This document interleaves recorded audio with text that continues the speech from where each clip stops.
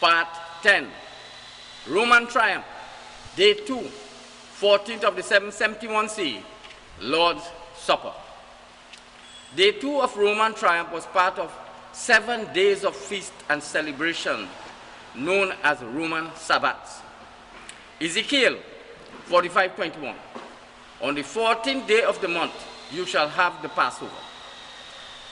14th of December, 71 CE. Lord's Supper. John 6:3. And Jesus went up to the mountain and sat there with his disciples. Titus took Jewish rebels on Mount Nebo, Calvary Hill. Simon was handed the Lord's Prayer and the Sermon on the Mount to read. John 6:15. Then Jesus, knowing that they were about to come and take him by force to make him king, withdrew again to the mountain, himself alone. Titus was king next day, 15th of December, 71 CE. Isaiah 22:16. What are you doing here, and who gave you permission to cut out a grave for yourself here, hewing your grave on the height and chiseling your resting place in the rock? Simon dug his graves in Zanicolo Hill and Vatican. Esther 5:14. And he had the gallows made.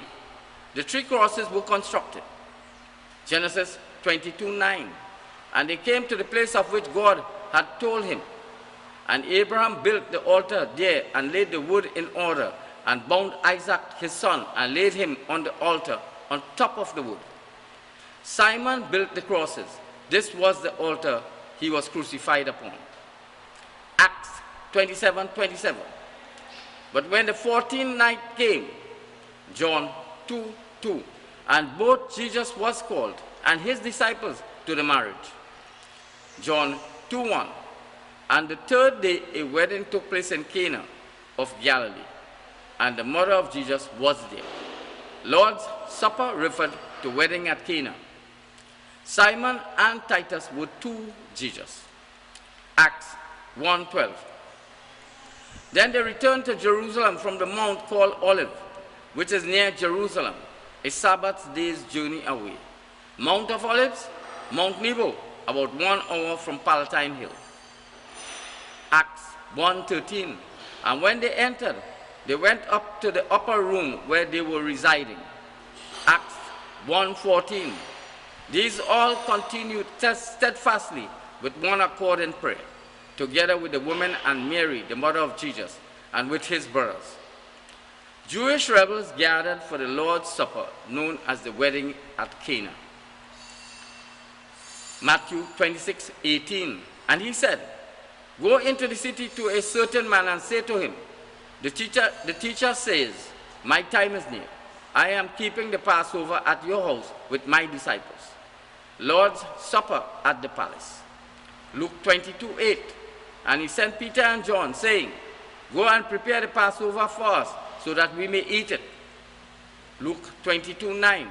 And they said to him, where do you want us to prepare it? Luke 22:10. And he told them, behold, as you are entering into the city, a man carrying an earthen jar of water will meet you. Follow him into the house which he enters. Water for purification ritual. Luke 22:11. And you shall say to the master of the house, the teacher says to you, where is the guest room where I may eat the Passover with my disciples? Luke 22:12. And that one will show you a large upper room furnished, prepared there. Room in palace. Exodus 11:4. And Moses said, thus says Jehovah, about midnight I will go into the midst of Egypt. Matthew 25:6.